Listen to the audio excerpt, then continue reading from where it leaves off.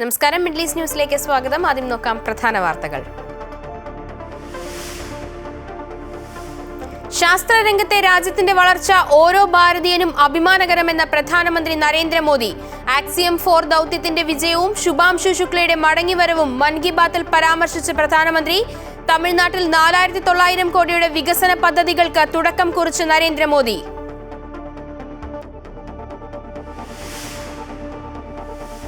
CPM-ൽ വീണ്ടും capital punishment വിവാദം. VS-ന് capital punishment കൊടുക്കണമെന്ന് ആലപ്പുഴ സംസ്ഥാന സമ്മേളനത്തിൽ ഒരു വനിതാ നേതാവ് ഉന്നയിച്ചുവെന്ന വെളിപ്പെടുത്തലുമായി സുരേഷ് കുറുപ്പ്.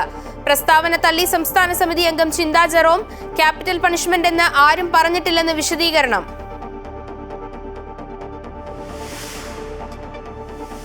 സംസ്ഥാനത്ത് വരും മണിക്കൂറിൽ മഴയുടെ ശക്തി കുറയും. ഇടുക്കി, കണ്ണൂർ, കാസർഗോഡ് ജില്ലകളിൽ ഓറഞ്ച് അലർട്ട്. ഡാമുകൾ തുറന്നു. ജാഗ്രത വേണമെന്ന് മുന്നറിയിപ്പ്. പത്തനംതിട്ടയിൽ ഒഴുക്കിൽപ്പെട്ട 2 മരണം, ഒരാളെ കാണാതായി. കണ്ണൂർ, കാസർഗോഡ് തീരപ്രദേശങ്ങളിൽ ഉയർന്ന തിരമാലയ്ക്ക് സാധ്യത. കനത്ത മഴയിലും കാറ്റിലും കെടുതി രൂക്ഷം. കുട്ടനാട് താലൂക്കിൽ നാളെ അവധി.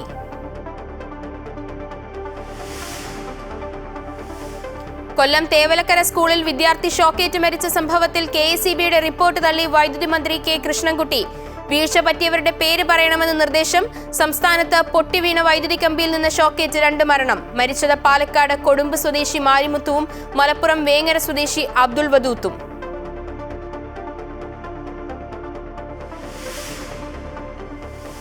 ദേശീയ വിദ്യാഭ്യാസ സഭയ്ക്ക് കൊച്ചി അമൃത ആശുപത്രിയിൽ തുടക്കം. ഭാരതത്തിലെ വിദ്യാഭ്യാസം ഭാരതീയമാണെന്ന് ജ്ഞാനസഭ ഉദ്ഘാടനം ചെയ്ത് RSS മേധാവി മോഹൻ ഭാഗവത്. കേരള ഗവർണർക്കൊപ്പം വേദി പങ്കിട്ട് കാലിക്കറ്റ്, കേരള, കണ്ണൂർ, കുഫോസ് VC-മാർ.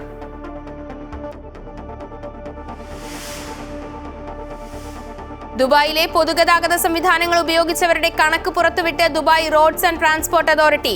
6 മാസങ്ങൾക്കിടയിൽ 39 കോടിയിലേറെ ആളുകൾ പൊതുഗതാഗതം പ്രയോജനപ്പെടുത്തി. കഴിഞ്ഞ വർഷത്തെ അപേക്ഷിച്ച് 9% വളർച്ചയെന്ന് റിപ്പോർട്ട്.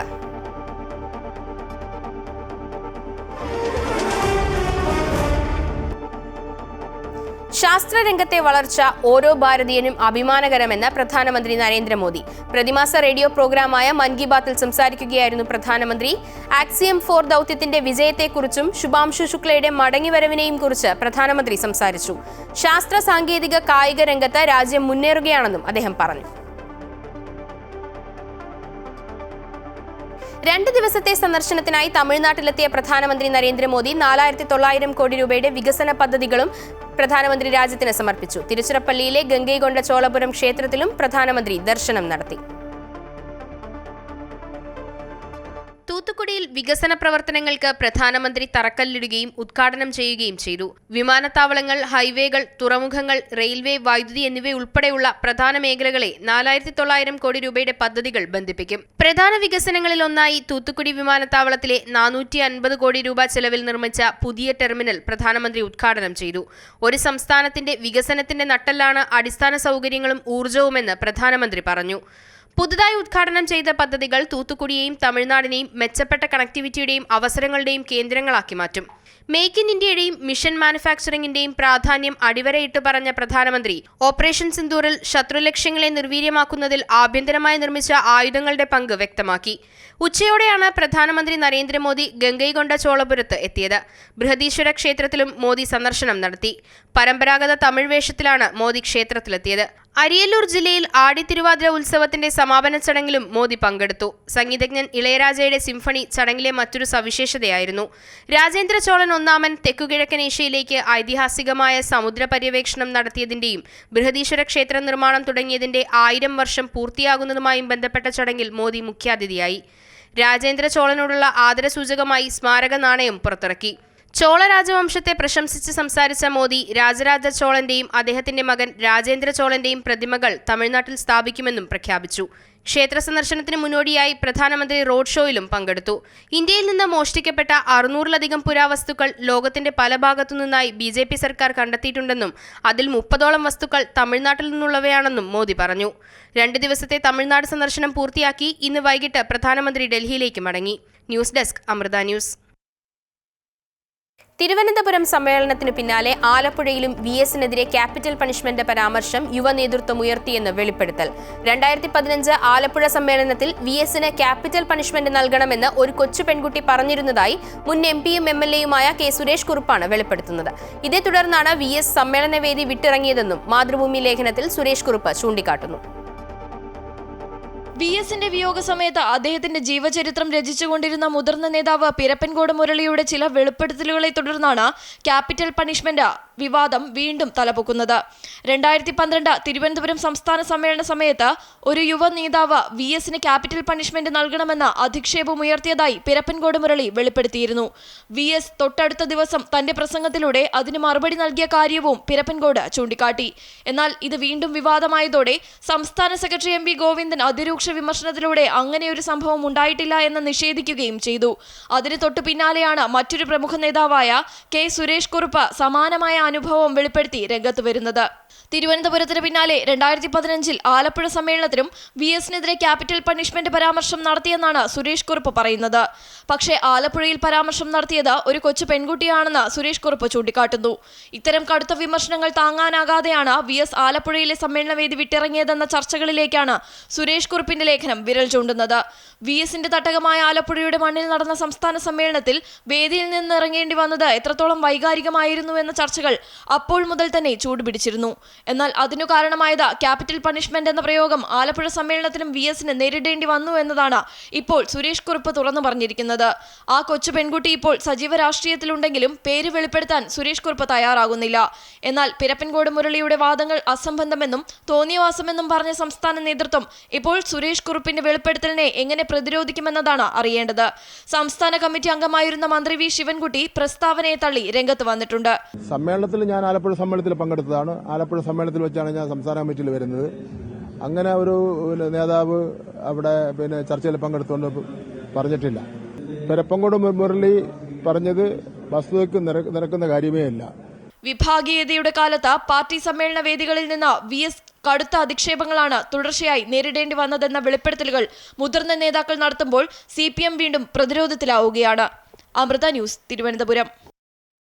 VS-ന് ക്യാപിറ്റൽ പണിഷ്മെന്റ് എന്ന സുരേഷ് കുറുപ്പിന്റെ പ്രസ്താവനയെ തള്ളി ചിന്താ ജെറോം.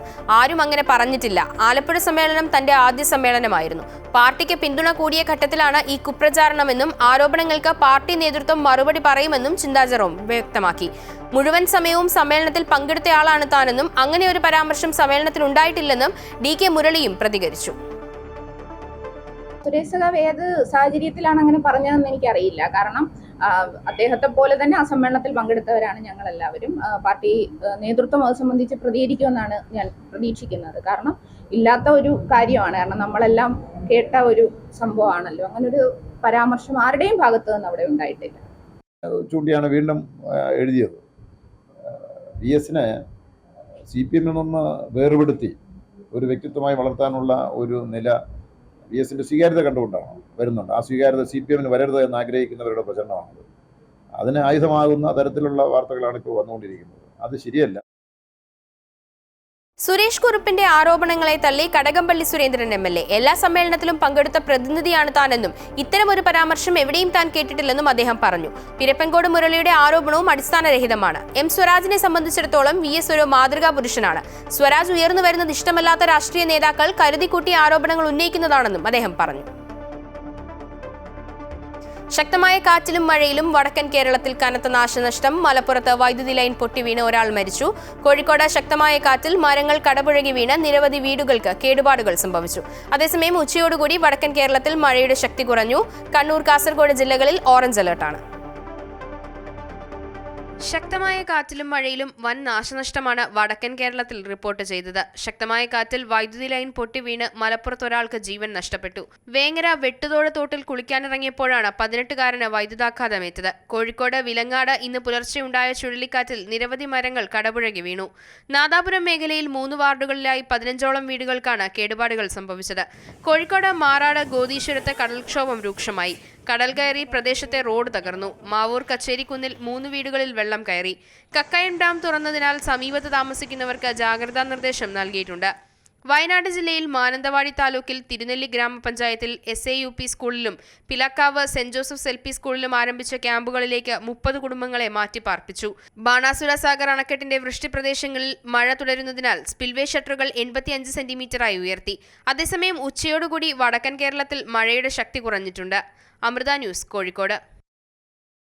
സംസ്ഥാനത്താകെ ശക്തമായ മഴയിൽ കനത്ത നാശനഷ്ടമാണ് റിപ്പോർട്ട് ചെയ്യപ്പെടുന്നത്. ഇടുക്കി, കണ്ണൂർ, കാസർഗോഡ് ജില്ലകളിൽ ഓറഞ്ച് അലർട്ടും 6 ജില്ലകളിൽ യെല്ലോ അലർട്ടും പ്രഖ്യാപിച്ചു. വൈകിട്ടോടെ മഴയുടെ ശക്തി കുറഞ്ഞു. അതേസമയം പാലക്കാട് ഷോക്കേറ്റ് ഒരാൾ മരിച്ചു. കൊടുമ്പ് സ്വദേശി മാരിമുത്തുവാണ് മരിച്ചത്. ശക്തമായ കാറ്റിനെ തുടർന്ന് പൊട്ടിവീണ വൈദ്യുതി ലൈനിൽ നിന്ന് ഷോക്കേറ്റാണ് പാലക്കാട് കൊടുമ്പ് സ്വദേശി മാരിമുത്തു മരിച്ചത്. തോട്ടത്തിൽ തേങ്ങയെടുക്കാൻ പോയപ്പോഴാണ് അപകടമുണ്ടായത്. രാവിലെ 7 മണിയോടെയാണ് മാരിമുത്തുവിനെ ഷോക്കേറ്റ് മരിച്ച നിലയിൽ കണ്ടെത്തുന്നത്. കോഴിക്കോട് വിലങ്ങാട് വീശിയടിച്ച ചുഴലിക്കാറ്റിൽ വൻ നാശനഷ്ടമുണ്ടായി. പാറക്കടവ്, വാണിമേൽ, മൊകേരി, നാദാപുരം ഭാഗങ്ങളിലും ഇന്ന് പുലർച്ചെയോടെ ഉണ്ടായ ചുഴലിക്കാറ്റിൽ പ്രദേശത്തെ നിരവധി മരങ്ങൾ കടപുഴകി വീണു. നാദാപുരം മേഖലയിൽ 3 വാർഡുകളിലായി 15ഓളം വീടുകൾക്ക് കേടുപാടുകൾ സംഭവിച്ചു. കോഴിക്കോട് മാറാട് ഗോദീശ്വരത്ത് കടൽക്ഷോഭം രൂക്ഷമായി. കടൽ കയറി പ്രദേശത്തെ റോഡ് തകർന്നു. മാവൂർ കച്ചേരിക്കുന്നിൽ 3 വീടുകളിൽ വെള്ളം കയറി. തൃശൂർ കുന്നംകുളം പുഴന്നാനയിൽ കെട്ടിടം തകർന്നു വീണു. ഇന്ന് പുലർച്ചെ 4 മണിയോടെയായിരുന്നു അപകടം. ദീർഘകാലമായി ഉപയോഗിക്കാതെ കിടന്നിരുന്ന കോൺക്രീറ്റ് കെട്ടിടം ഒന്നാകെ റോഡിലേക്ക് നിലംപതിക്കുകയായിരുന്നു. ആളപായമില്ല. പാലപ്പെട്ടിയിൽ ശക്തമായ കാറ്റും കടലാക്രമണവും ഉണ്ടായി. 2 വീടുകൾ പൂർണ്ണമായും തകർന്നു. നിരവധി വീടുകളിൽ വെള്ളം കയറി. കനത്ത മഴയെ തുടർന്ന് പെരിങ്ങൽകുത്ത്, ചുള്ളിയാർ, കക്കയം, മാട്ടുപ്പെട്ടി, ഷോളയാർ, തെന്മല, പീച്ചി, പഴശ്ശി ഡാമുകൾ തുറന്നു. കണ്ണൂർ ജില്ലയിൽ ക്വാറികളുടെ പ്രവർത്തനം നിരോധിച്ചു. വിനോദസഞ്ചാര കേന്ദ്രങ്ങളിലും നിയന്ത്രണം ഏർപ്പെടുത്തിയിട്ടുണ്ട്. ആറളം മേഖലയിലെ നിരവധി കുടുംബങ്ങളെ മാറ്റിപ്പാർപ്പിച്ചു.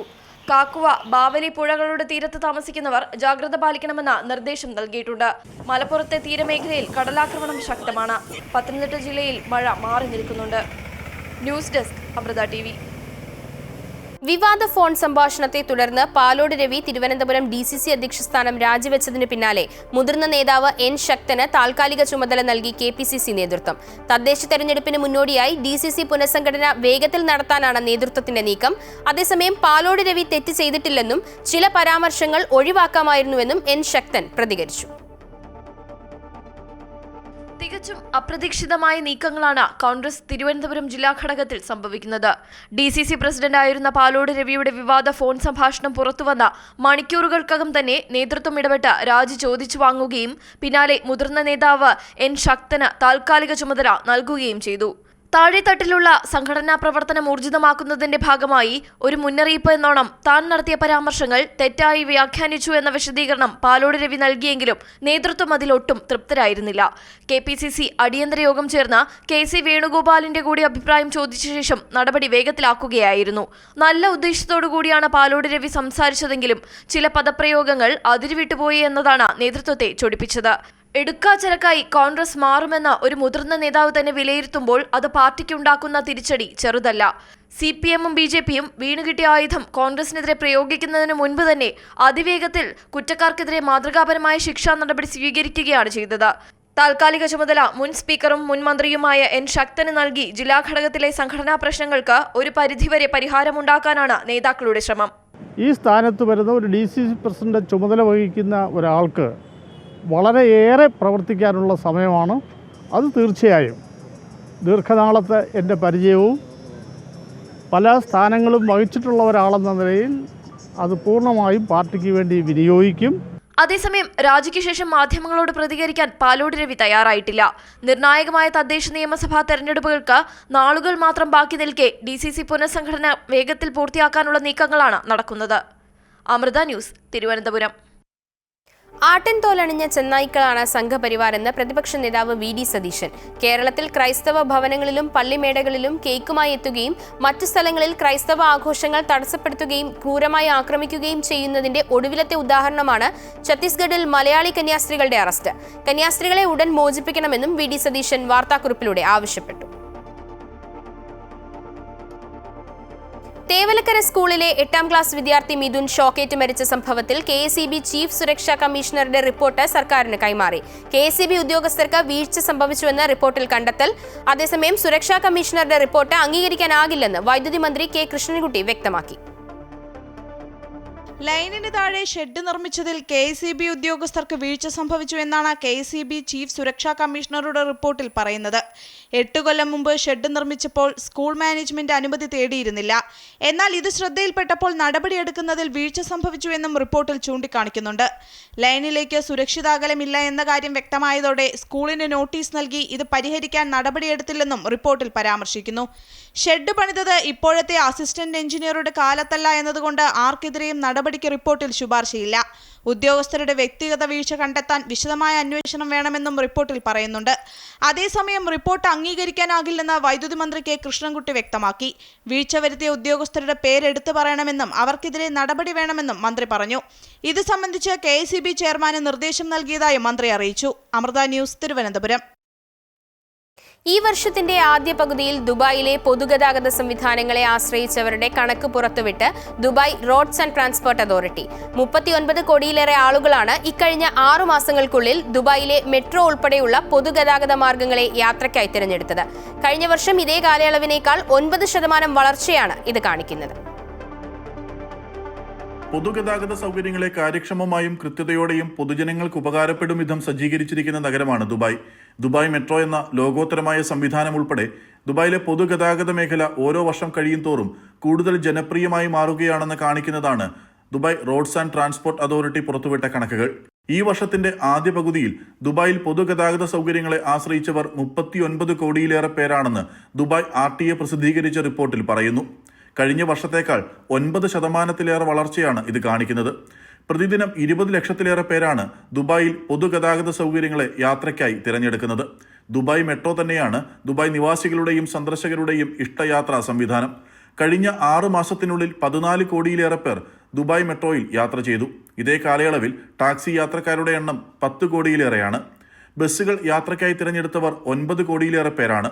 ദുബായ് ട്രാം, ജലഗതാഗത സൗകര്യങ്ങൾ, ഷെയർഡ് മൊബിലിറ്റി തുടങ്ങിയവയും ദുബായിൽ പൊതുഗതാഗത സംവിധാനങ്ങളുടെ ഭാഗമാണ്. സുരക്ഷിതവും സുഖപ്രദവുമായ സുസ്ഥിര യാത്രാ സൗകര്യങ്ങൾ പൊതുജനങ്ങൾക്ക് ഉറപ്പാക്കാൻ ദുബായ് RTA പ്രതിജ്ഞാബദ്ധമാണെന്ന് ഡയറക്ടർ ജനറലും ബോർഡ് ഓഫ് ഡയറക്ടേഴ്സ് ചെയർമാനുമായ മതർ അൽ തയ്യാർ പറഞ്ഞു. അത്യാധുനിക സംവിധാനങ്ങളും സുരക്ഷാ ക്രമീകരണങ്ങളും സമയകൃത്യതയും വൃത്തിയുമൊക്കെയാണ് ദുബായിലെ പൊതുഗതാഗത സൗകര്യങ്ങളുടെ ജനപ്രീതിക്ക് കാരണം. Amrita news, Dubai. പൊതുസ്ഥലങ്ങളിൽ അപ്രതീക്ഷിതമായി പ്രത്യക്ഷപ്പെടുകയും പൊതുജനങ്ങളുമായി ഇടപഴകുകയും ചെയ്ത് വാർത്തകളിൽ നിറയാറുണ്ട് UAE-ലെ ഭരണകർത്താക്കൾ. UAE വൈസ് പ്രസിഡന്റും പ്രധാനമന്ത്രിയും ദുബായ് ഭരണാധികാരിയുമായ Sheikh Mohammed bin Rashid Al Maktoum ഇക്കഴിഞ്ഞയാഴ്ച ദുബായിലെ 9 ഇടങ്ങളിലാണ് അപ്രതീക്ഷിതമായി എത്തിച്ചേർന്നത്.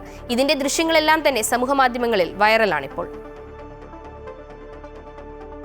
അകമ്പടി വാഹനങ്ങളുടെയും സുരക്ഷാ സേനയുടെയും ആധിക്യമില്ലാതെ രാഷ്ട്ര നേതാക്കളെ കാണാനാകുന്നത് അപൂർവമാണ്. പൊതുജനങ്ങളോട് ഇടപഴകി കുട്ടികൾക്കൊപ്പം ഫോട്ടോയ്ക്ക് പോസ്റ്റ് ചെയ്ത് ഷോപ്പിംഗ് മാളുകളിലും പൊതുനിരത്തിലുമൊക്കെ പ്രത്യക്ഷപ്പെടുന്ന UAE ഭരണകർത്താക്കളുടെ ശൈലി പ്രസിദ്ധമാണ്. ഇക്കഴിഞ്ഞയാഴ്ച ദുബായ് മെട്രോ ഷോപ്പിംഗ് മാൾ ഉൾപ്പെടെ 9 ഇടങ്ങളിലാണ് UAE വൈസ് പ്രസിഡന്റും പ്രധാനമന്ത്രിയും ദുബായ് ഭരണാധികാരിയുമായ Sheikh Mohammed bin Rashid Al Maktoum അപ്രതീക്ഷിതമായി ജനങ്ങൾക്കിടയിലെത്തിയത്. ദുബായ് ട്രാമിൽ ജനങ്ങൾക്കിടയിലിരുന്ന് യാത്ര ചെയ്യുന്ന ഷെയ്ഖ് മുഹമ്മദിന്റെ ദൃശ്യങ്ങളാണ് സമൂഹ മാധ്യമങ്ങളിൽ ആദ്യം വൈറലായത്. തൊട്ടു പിന്നാലെ ദുബായ് മെട്രോയിൽ അദ്ദേഹം യാത്ര ചെയ്യുന്ന ദൃശ്യങ്ങളും പുറത്തുവന്നു. മാൾ ഓഫ് ദ എമിറേറ്റ്സ് സ്റ്റേഷനിൽ പുറത്തിറങ്ങിയ അദ്ദേഹം മാളിനുള്ളിലെ സിപ്രിയാനി എന്ന പ്രശസ്ത ഇറ്റാലിയൻ കഫേയിലും എത്തി. ഇക്കഴിഞ്ഞ ചൊവ്വാഴ്ച അദ്ദേഹം എത്തിയത് മലയാളികളടക്കം താമസിക്കുന്ന തിരക്കേറിയ വ്യാപാര ഇടമായ ദേറയിലാണ്. തെരുവിലൂടെ വാഹനത്തിൽ യാത്ര ചെയ്യുന്ന ദുബായ് ഭരണാധികാരിയുടെ ദൃശ്യങ്ങൾ പകർത്താൻ ആളുകൾ തിരക്ക് കൂട്ടി. പിന്നാലെ ദെയ്റ ഓൾഡ് സൂക്കിലൂടെ ഇറങ്ങി നടന്ന അദ്ദേഹം അവിടെ ഉണ്ടായിരുന്നവരെ അഭിവാദ്യം ചെയ്തു. ദുബായ് മിന അൽ ഹംറിയയിലെ തുറമുഖ വികസന പദ്ധതി പ്രദേശവും അദ്ദേഹം സന്ദർശിച്ചു. ദുബായിലെ പ്രശസ്തമായ വാട്ടർ ഫ്രണ്ട് മാർക്കറ്റിലെ മത്സ്യ മാർക്കറ്റിലൂടെ ഷെയ്ഖ് മുഹമ്മദ് നടന്നു നീങ്ങുന്ന ദൃശ്യങ്ങളും പുറത്തുവന്നു. അൽ അവീറിലെ പഴം പച്ചക്കറി മാർക്കറ്റിലും ദുബായ് ഭരണാധികാരി സന്ദർശനം നടത്തി. കഴിഞ്ഞ ആഴ്ചയിൽ തന്നെ ദുബായ് ഹിൽസ് മാളിലും ഷെയ്ഖ് മുഹമ്മദ് എത്തി. എല്ലായിടത്തുമുള്ള ജനങ്ങൾ അപ്രതീക്ഷിതമായി രാഷ്ട്ര നേതാവിനെ കണ്ടതിന്റെ ആവേശത്തിലും ആശ്ചര്യത്തിലുമായിരുന്നു.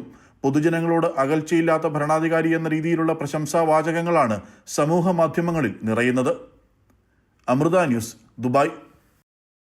ദുബായ് പോലീസിലെ ആദ്യ വനിതാ ബ്രിഗേഡിയറായി കേണൽ സമീറ അബ്ദുള്ള അൽ അലി. ദുബായ് പോലീസിന്റെ 70 വർഷത്തെ ചരിത്രത്തിൽ ആദ്യമായാണ് ബ്രിഗേഡിയർ പദവിയിൽ ഒരു വനിത എത്തുന്നത്. 1994 ദുബായ് പോലീസിൽ ചേർന്ന കേണൽ സമീറ അബ്ദുള്ള അൽ അലി നിലവിൽ സേനയിലെ ഇൻഷുറൻസ് വകുപ്പിന്റെ മേധാവിയാണ്. നിരവധി അന്താരാഷ്ട്ര പുരസ്കാരങ്ങളും കേണൽ സമീറ കരസ്ഥമാക്കിയിട്ടുണ്ട്. ബിസിനസ് അഡ്മിനിസ്ട്രേഷനിൽ ബിരുദാനന്തര ബിരുദവും ഇൻഫർമേഷൻ ടെക്നോളജിയിൽ ഡിപ്ലോമയുമുണ്ട് ബ്രിഗേഡിയർ കേണൽ സമീറയ്ക്ക്.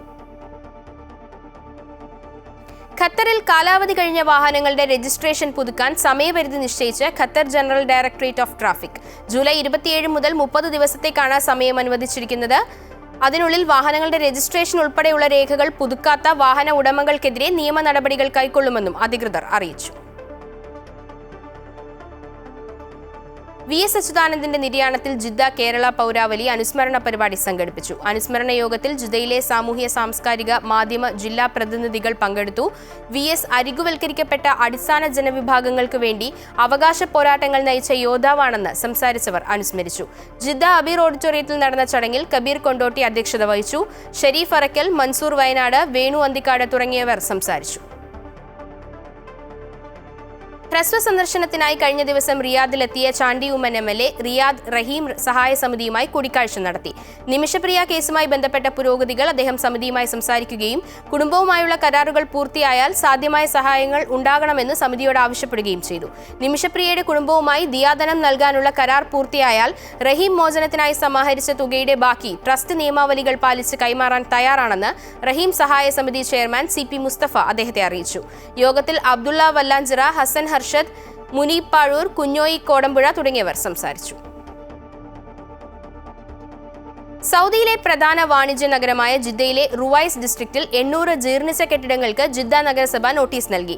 നഗര ശുചീകരണവും പുനരധിവാസ പ്രവർത്തനങ്ങളും പൂർത്തിയാക്കുന്നതിന്റെ ഭാഗമായാണ് നഗരസഭ നോട്ടീസ് നൽകിയത്. നോട്ടീസ് ലഭിച്ച കെട്ടിടങ്ങളുടെ ഉടമസ്ഥർ ആവശ്യമായ നിയമ നടപടികൾ പൂർത്തിയാക്കുന്നതിനായി ഉടമസ്ഥനോ അല്ലെങ്കിൽ നിയമപരമായ പ്രതിനിധിയോ മുനിസിപ്പാലിറ്റിയുടെ ഹെഡ്ക്വാർട്ടേഴ്സിൽ എത്രയും പെട്ടെന്ന് റിപ്പോർട്ട് ചെയ്യണമെന്ന് മുനിസിപ്പാലിറ്റി അറിയിച്ചു.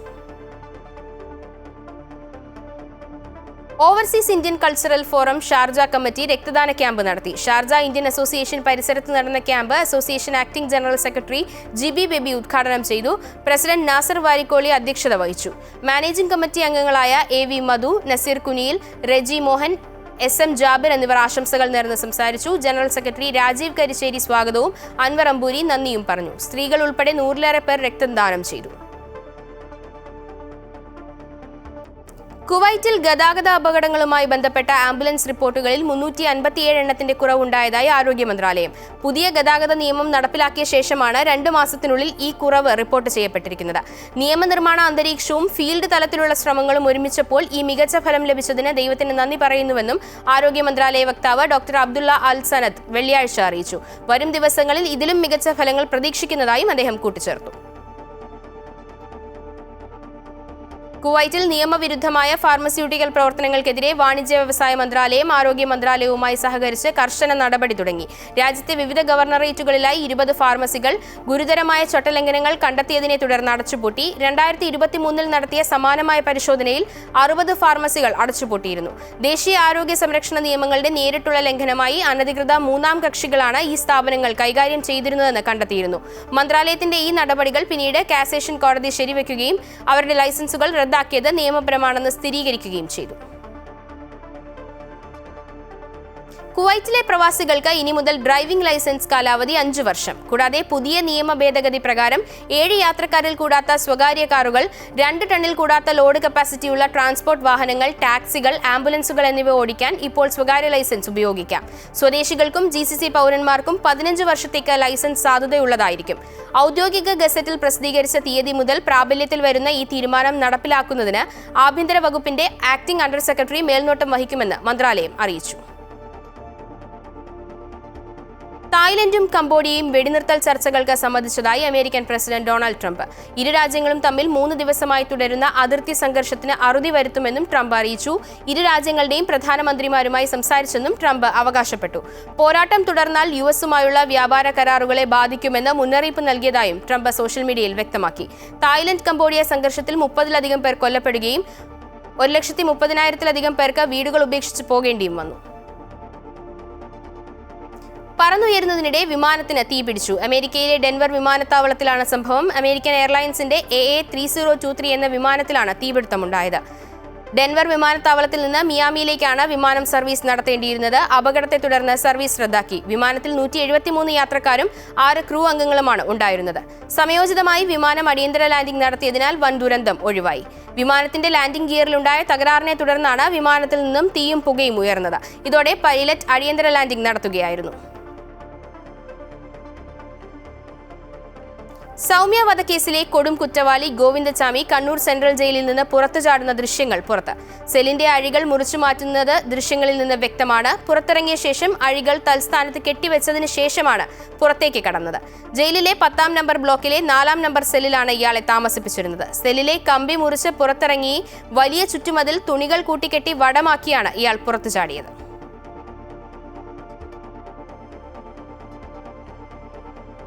മനുഷ്യനെ മറ്റുള്ളവർക്ക് വേണ്ടി ജീവിക്കാൻ പഠിപ്പിക്കുന്നതാണ് വിദ്യാഭ്യാസമെന്ന് RSS സർസംഘചാലക് ഡോക്ടർ മോഹൻ ഭാഗവത്. കേവല വ്യക്തി കേന്ദ്രീകൃത വിദ്യാഭ്യാസം ഭാരതീയമല്ലെന്നും അദ്ദേഹം പറഞ്ഞു. ശിക്ഷാ സംസ്കൃതി ഉദ്ധാന്യാസിന്റെ ആഭിമുഖ്യത്തിൽ ഇടപ്പള്ളി അമൃത ഹോസ്പിറ്റലിലെ അമൃതായനം ഹാളിൽ നടന്ന പൊതുസഭയിൽ വിദ്യാഭ്യാസത്തിലെ ഭാരതീയത എന്ന വിഷയത്തിൽ മുഖ്യപ്രഭാഷണം നടത്തുകയായിരുന്നു ഡോക്ടർ മോഹൻ ഭാഗവത്. വികസിത ഭാരതം എന്നതിൽ മുഴുവൻ ലോകത്തിന്റെ ഏകതയെയാണ് ഉദ്ഘോഷിപ്പിക്കപ്പെടുന്നത്.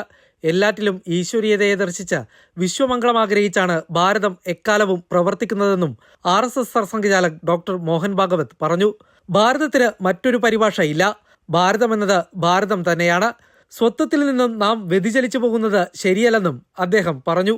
ശിക്ഷാമേ ഭാരതീയത, ഭാരത് की शिक्षा में भारतीयता, because we are all Bharat and we have to stand on our own. So doing that, first we have to think what is Bharat, what is education. Education we know what it is, to learn. But to learn what? Learn to earn. Only that. केवल उतना. वैसे देखा जाए तो earning और learning का कोई बहुत संबंध है ऐसा तो नहीं दिखता. നമ്മുടെ വിദ്യാഭ്യാസ മേഖലയിൽ ബ്രിട്ടീഷ് ഭരണത്തിന്റെ അവശേഷിപ്പുകളുണ്ട്.